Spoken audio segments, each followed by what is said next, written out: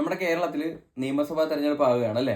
ഈ നിയമസഭാ തെരഞ്ഞെടുപ്പിൽ ഏറ്റവും കൂടുതൽ ഇപ്പോൾ സംസാരം വന്നിരിക്കുന്നത് ആലപ്പുഴയെ കുറിച്ചിട്ടാണ്. അതിൽ ആലപ്പുഴയിലെ അമ്പലപ്പുഴ മണ്ഡലത്തെക്കുറിച്ചാണ് കൂടുതലും സംസാരം വന്നിരിക്കുന്നത്. അത് കോൺഗ്രസിന്റെ സ്ഥാനാർത്ഥികളെ നിർത്തുന്നതും കമ്മ്യൂണിസ്റ്റിന്റെ സ്ഥാനാർത്ഥികളെ നിർത്തുന്നതും സംബന്ധിച്ചിട്ടുള്ള ഒരുപാട് വാർത്തകളും അതുപോലെ ദുഷ്പ്രചരണങ്ങളും ഒക്കെ കഴിഞ്ഞ കുറേ ദിവസങ്ങളായിട്ട് സോഷ്യൽ മീഡിയ വഴി നടക്കുന്നുണ്ട്.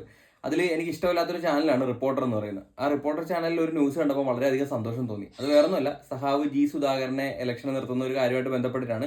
ഞാനതിപ്പം ആ വീഡിയോ എൻ്റെ അകത്ത് കൊടുക്കാം, കണ്ടിട്ടില്ലാത്തവർക്കാണെന്നുണ്ടെങ്കിൽ അത് കാണാം. Reporter breaking. നിയമസഭാ തെരഞ്ഞെടുപ്പിൽ മത്സരിക്കാനുള്ള സാധ്യത തള്ളാതെ ജി സുധാകരൻ. പാർട്ടി ആവശ്യപ്പെട്ടാൽ മത്സരിക്കും. ജയസാധ്യതയുള്ളവർ മത്സരിക്കണമെന്ന് പറയുമ്പോൾ സ്വാഭാവികമായി തന്റെ പേരും വരും. ജില്ലാ കമ്മിറ്റിയാണ് ശുപാർശ നൽകേണ്ടതെന്നും ജി സുധാകരൻ റിപ്പോർട്ടറിനോട് പറഞ്ഞു. Reporter big political breaking. Party മത്സരിക്കാൻ പറഞ്ഞപ്പോഴൊന്നും വേണ്ടെന്ന് ഞാൻ പറഞ്ഞല്ലോ. പാർട്ടിക്ക് സ്ഥാനാർത്ഥികൾ വേണമല്ലോ. അപ്പൊ അതുകൊണ്ട് പാർട്ടി പറയുന്ന അനുസരിച്ചാണല്ലോ കാര്യങ്ങൾ നീങ്ങുന്നത്. പാർട്ടി ജില്ലാ കമ്മിറ്റിയാണ് ശുപാർശ ചെയ്തേക്കേണ്ടത്. ഇവിടുത്തെ 9 സീറ്റിലെ കാൻഡിഡേറ്റ്സിന് പൊതുജനാഭിപ്രായം വരുന്നുണ്ടല്ലോ.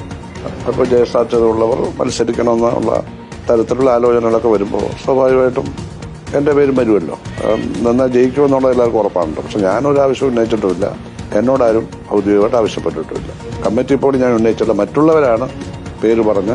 വളരെയധികം സന്തോഷം തോന്നിയ ഒരു വാർത്ത തന്നെയാണ്. കാരണം പ്രതീക്ഷിച്ച കാര്യമാണ്. കാരണം ജി സുധാകരന്റെ അഭാവത്തിൽ അമ്പലപ്പുഴ മണ്ഡലത്തിൽ എന്തൊക്കെ നടന്നിട്ടുണ്ടെന്നുള്ളത് ഈ അമ്പലപ്പുഴ മണ്ഡലത്തിൽ ജീവിക്കുന്ന പലർക്കും അറിയാം. പിന്നെ റിപ്പോർട്ടറിൽ ഇങ്ങനെ ഒരു ന്യൂസ് വന്നപ്പോഴത്തേക്കും അതിന്റെ താഴത്ത് വന്നിട്ട് സുധാകരൻ സാർ അധികാരമോഹിയാണ്, അങ്ങനെയാണ് ഇങ്ങനെയാണെന്നൊക്കെ പറഞ്ഞ കുറെ പേര് കമന്റ് ഇട്ടിരിക്കുന്നുണ്ട്.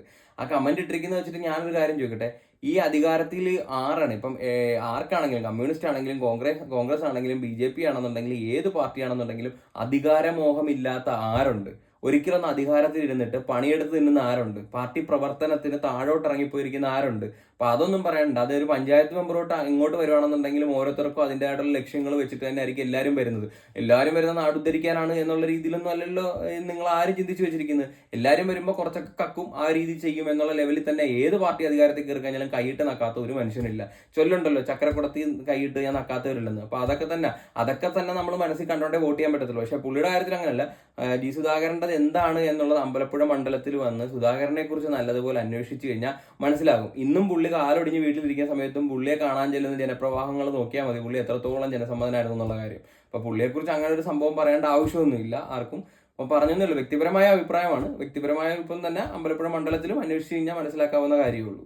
ഇപ്പൊ ഞാൻ നേരത്തെ എൻ്റെ ഒരു പേഴ്സണൽ കാര്യമായിട്ട് ബന്ധപ്പെട്ട് ഞാൻ H സലാമിനെ കുറിച്ചിട്ടുള്ള കാര്യങ്ങൾ ഞാൻ ചെയ്തിട്ടുണ്ടായിരുന്നു. അപ്പം H സലാമിനെ കുറിച്ചിട്ടുള്ള കാര്യങ്ങൾ കുറെയൊക്കെ നേരത്തെ കേട്ടിട്ടുണ്ടായിരുന്നെങ്കിലും നമ്മൾ വിശ്വസിച്ചില്ല. നമ്മുടെ ജീവിതത്തിൽ ഒരു അനുഭവത്തിൽ വന്നപ്പോഴത്തേക്കാണ് നമുക്കത് വിശ്വാസം വന്നത്. ഈ പറയുന്ന H സലാമിന് വോട്ട് ചെയ്തു പോയതിൽ ഞാനും എൻ്റെ കുടുംബവും പശ്ചാത്തപിച്ച സമയം കൂടിയായിരുന്നു അത്.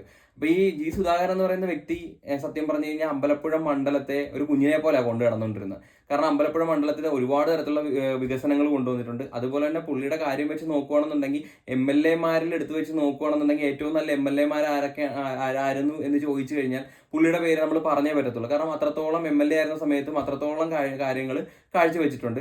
ഏറ്റവും നല്ല മന്ത്രി ആയിരുന്നു എന്ന് ചോദിച്ചിരുന്നാലും പുള്ളിയുടെ പേര് പറയാം. കാരണം പുള്ളി കൈവച്ച ഡിപ്പാർട്ട്മെന്റിലൊക്കെ അത്രയും നല്ല രീതിയിൽ തന്നെ കൊണ്ടുപോയിരിക്കുന്നത്. ഇപ്പോഴും അമ്പലപ്പുഴ മണ്ഡലത്തിലുള്ള പല റോഡുകളും പുള്ളി ആയിരുന്ന സമയത്ത് ചെയ്തിരുന്ന റോഡുകൾ ഇപ്പോഴും നല്ല ക്വാളിറ്റി തന്നെ നിൽക്കുന്നത്. അപ്പൊ അത്രത്തോളം ജനകീയനായ ഒരു നേതാവാണ്. ജി സുധാകരനെ അറിയാത്ത വ്യക്തികൾ അമ്പലപ്പുഴ ആലപ്പുഴ മണ്ഡലത്തിൽ തന്നെ ഇല്ലെന്ന് വേണം പറയാൻ. കാരണം അത്രത്തോളം ജനസമ്മതി ഉണ്ടായ ഒരു വ്യക്തിയാണ്. അപ്പം ജി സുധാകരൻ നിൽക്കുക എന്ന് പറയുമ്പോഴത്തേക്കും പ്രായമായവരാണെന്നുണ്ടെങ്കിലും ഒരുമാതിരിപ്പെട്ട എന്താ പറയുക ഏജിലുള്ള കാറ്റഗറിയിലുള്ള ആൾക്കാരാണെന്നുണ്ടെങ്കിൽ അത്രത്തോളം ഇഷ്ടമാണ്. കാരണം പുള്ളി പേഴ്സണലി ഉണ്ടാക്കി വെച്ചിരിക്കുന്ന ഒരു പേരുണ്ട്. കാരണം അത് പുള്ളിയുടെ പ്രവർത്തനം കൊണ്ടാണ്. പുള്ളിക്ക് നിഷ്പക്ഷമായിട്ട് തന്നെ ഇപ്പം പ്രായമാണെങ്കിലും രാഷ്ട്രീയമാണെങ്കിലും ഒന്നും നോക്കാതെ, കക്ഷി രാഷ്ട്രീയങ്ങൾക്ക് പോലും നോക്കാതെ എല്ലാവർക്കും മുമ്പിൽ ചെന്നിട്ടുള്ള എല്ലാവർക്കും പുള്ളിയെ കൊണ്ട് ചെയ്യാൻ പറ്റുന്ന രീതിയിലുള്ള സഹായങ്ങളും സഹകരണങ്ങളും ഒക്കെ ചെയ്തൊരു മനുഷ്യനാണ്.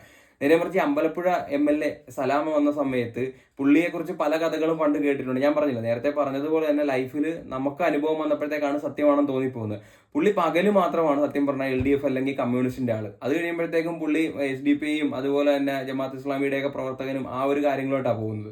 പുള്ളി ഒരു ആവശ്യത്തിന് വിളിച്ചു കഴിഞ്ഞാൽ പുള്ളിക്ക് എപ്പോഴും പാർട്ടി പരിപാടി ഒഴിഞ്ഞ് നേരമില്ല. ആ ഒരു ഇതാണ്. പിന്നെ പറഞ്ഞു പറ്റിക്കൽ പുള്ളിയുടെ മെയിൻ ഇതാണ്. അത് പുള്ളിയെക്കുറിച്ച് മണ്ഡലത്തിൽ നേരത്തെ നമ്മൾ നെഗറ്റീവ് പറയുന്നില്ലായിരുന്നു. കാരണം നമ്മൾ വോട്ട് കൊടുത്ത ആളാണ്, നമ്മുടെ പാർട്ടിയിലുള്ള ആളാണെന്നുള്ള രീതിയിൽ നമ്മൾ കുറേയൊക്കെ സപ്പോർട്ട് ചെയ്ത് സംസാരിച്ച കാരണം നമ്മൾ അറിഞ്ഞില്ല. നമ്മുടെ ഒരു വിഷയം വന്ന് എച്ച് സലാം ഇങ്ങനെയാണ് എന്നുള്ള രീതിയിൽ നമ്മുടെ മണ്ഡലത്തിൽ തന്നെയുള്ള സുഹൃത്തുക്കളോടൊക്കെ പറയാൻ തുടങ്ങിയപ്പോഴത്തേക്കാണ് എച്ച് സലാമിന്റെ ഓരോ കാര്യങ്ങൾ തിരിച്ചു വരുന്നത്. അതായത് പറഞ്ഞ് നമ്മൾ കേട്ട് വരുന്നത് പുള്ളി ആർക്കൊക്കെ വേണ്ടി എന്തൊക്കെ ചെയ്തു, ആർക്കൊക്കെയാണ് പുള്ളി ചെയ്തുകൊണ്ടിരിക്കുന്നത് എന്നുള്ള കാര്യങ്ങളൊക്കെ വരുന്നത്. പുള്ളിയുടെ കുടുംബത്തിലാണെന്നുണ്ടെങ്കിൽ അല്ലെങ്കിൽ മറ്റുള്ളവർക്കാണെന്നുണ്ടെങ്കിൽ പുള്ളിക്ക് വേണ്ടപ്പെട്ടവർക്ക് വന്ന ഗ്രോത്തും അല്ലാത്തവരോട് പുള്ളി കാണിച്ച മനോഭാവത്തെക്കുറിച്ചും ഒക്കെ നമുക്ക് മനസ്സിലാക്കാൻ പറ്റിയത്. അപ്പൊ തീർച്ചയായിട്ടും അയാൾ നിന്ന് കഴിഞ്ഞ് കഴിഞ്ഞാൽ തോക്കത്തേ ഉള്ളൂ അമ്പലപ്പുഴ മണ്ഡലത്തിൽ. പാർട്ടി അങ്ങനെ റിസ്ക് എടുക്കുമെന്ന് തോന്നുന്നില്ല, കാരണം മണ്ഡലത്തിൽ അമ്മാതിരി രീതിയിലുള്ള നെഗറ്റീവ് നിൽപ്പുണ്ട്. അതുകൊണ്ട് പാർട്ടി അങ്ങനെ റിസ്ക് എടുക്കുമെന്ന് തോന്നുന്നില്ല. റിസ്ക് എടുക്കരുതെന്ന് തന്നെയാണ് അപേക്ഷ. കാരണം ഇപ്പൊ പുള്ളിയാണ് നിൽക്കുന്നതെന്നുണ്ടെങ്കിൽ ഇപ്പം നമ്മളൊരിക്കലും പ്രവർത്തിച്ചൊരു പ്രസ്ഥാനം വിട്ട് വേറൊരു പാർട്ടിക്ക് വോട്ട് ചെയ്യണമെന്നുള്ള ഒരു ആഗ്രഹം അല്ല, അങ്ങനത്തെ ഒരു ചിന്തയില്ല.